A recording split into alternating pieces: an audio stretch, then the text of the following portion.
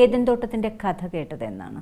Eden തോട്ടം ഫുക്രി ചെയ്യുന്ന സമയത്താണോ അതോ അതിനു മുമ്പ്? ഫുക്രി കഴിഞ്ഞിട്ട്, ഫുക്രി റിലീസായിട്ടില്ല, അതിന് മുമ്പാണ്, റിലീസിന് മുമ്പാണ്. ഫുക്രി ഷൂട്ട് കഴിഞ്ഞു. പക്ഷേ അന്ന് കേൾക്കാൻ പറ്റുന്ന രസമാണ്. എനിക്ക് ആദ്യം സാറ് ഒരു ഡാൻസ് കളിക്കുന്ന വീഡിയോ അയച്ചു തരാൻ പറഞ്ഞു. ഞാൻ വീഡിയോ അയച്ചു കൊടുത്തു. എനിക്ക് സത്യം പറഞ്ഞാൽ എന്താ സംഭവം ഒന്നും മനസ്സിലായില്ല. ഇപ്പോൾ വല്ല പ്രോഗ്രാമാണോ അങ്ങനെയൊക്കെ ഞാൻ വിചാരിച്ചത് ആദ്യം. സ്റ്റേജ് ഷോ ചെയ്യാറുണ്ട്? ഉണ്ട്. അപ്പോൾ അത് കഴിഞ്ഞ് സാറ് പറഞ്ഞു ഇങ്ങനൊരു സംഭവം ഉണ്ട്, അപ്പം ഒന്ന് സ്റ്റോറി കേൾക്കാം, നമുക്ക് പറയാല്ലേ എന്ന് പറഞ്ഞു. ഓക്കെ സാർ, ഞാൻ എന്തായാലും വരാമെന്ന് പറഞ്ഞു. കാരണം രഞ്ജിത്ത് സാറിൻ്റെ എല്ലാ പടവും ഞാൻ കണ്ടിട്ടുണ്ട്, എല്ലാം ഹിറ്റാണ്. അപ്പോൾ ഞാൻ വെറുതെ മിസ്സാക്കില്ല. സ്റ്റോറിയെങ്കിലും പോയി കേൾക്കാൻ കിട്ടുമോ ഇല്ലയോ അത് ദൈവത്തിന് അറിയാമെന്ന് വിചാരിച്ച് ഞാനും വിഷ്ണുവിനും കൂടെ മാമനും ഉണ്ടായിരുന്നു. ഞങ്ങൾ സ്റ്റോറി കേൾക്കാൻ വന്നു. സ്റ്റോറി സാറ് പറഞ്ഞു തുടങ്ങി. സാറ് പറഞ്ഞു കഴിഞ്ഞിട്ട് ചോദിച്ചു എന്താണ് അനു ചെയ്യാമോ എന്ന് ചോദിച്ചു എന്നോട്. ഞാനിങ്ങനെ ദൈവമേ ഞാൻ എന്ത് ചെയ്യാ, കാരണം അത്രയും വലിയ ഡെപ്തിലൊരു ക്യാരക്ടർ എന്നെ കൊണ്ട് ചെയ്യാൻ പറ്റുന്ന ഒരു ഡൗട്ട് എനിക്ക് ഉണ്ടായിരുന്നു. അത് തന്നെ ആ സമയത്ത് വിഷ്ണു എന്നാണ് എടുത്തു ചാടി പറഞ്ഞത് ചെയ്യാം സാർ എന്ന് പറഞ്ഞു എന്നോട്.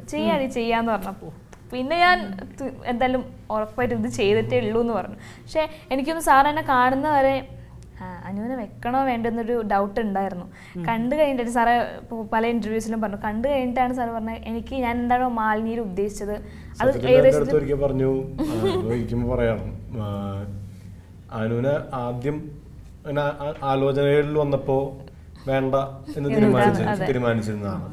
പിന്നീട് വേണ്ട എന്ന് പറയാനാണ് സത്യത്തിൽ അന്ന് വിളിപ്പിച്ചത്. പക്ഷെ ഒറ്റടിക്ക് വേണ്ട എന്ന് പറയാൻ അതിന്റെ മര്യാദയിൽ പറയാം എന്ന് പറഞ്ഞിട്ട് വിളിച്ചതാണ്.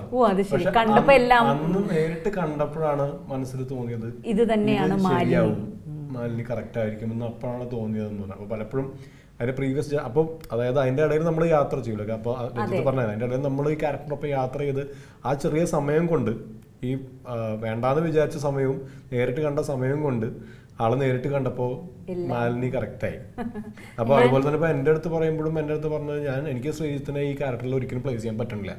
എനിക്ക് ഇമാജിൻ ചെയ്യാൻ പറ്റില്ല. സലീമായിട്ട് ശ്രീജിത്ത് ചെയ്യുന്നത് എനിക്ക് ഇമാജിൻ ചെയ്യാൻ പറ്റുന്നില്ല. അതാണ് ഈ സിനിമയുടെ ഈ ക്യാരക്ടർ ശ്രീജിത്ത് ചെയ്യുമ്പോഴത്തെ ഫ്രഷ്നെസ് അതായിരിക്കും. അപ്പൊ അങ്ങനെ ഒരു കാസ്റ്റിംഗ് ഞാൻ ഇതുവരെ ഞാൻ സാധാരണ നമ്മൾ ശ്രീജിത്ത് ചെയ്യുമ്പോൾ ഇങ്ങനെയായിരിക്കും, അപ്പൊ നല്ല രസമായിരിക്കും എന്നുള്ളൊരു സാധനം എന്നാണ് പലപ്പോഴും നമ്മൾ കാസ്റ്റ് ചെയ്യുമ്പോൾ ആൾക്കാർ അത് ശ്രീജിത്താണ് ചെയ്ത അത് അങ്ങനെ സംഭവം മറ്റേ സാധനം നന്നായിരിക്കും എന്ന് പറയുന്നതാണ് നമ്മൾ കൂടുതൽ കേട്ടിട്ടുള്ളത്.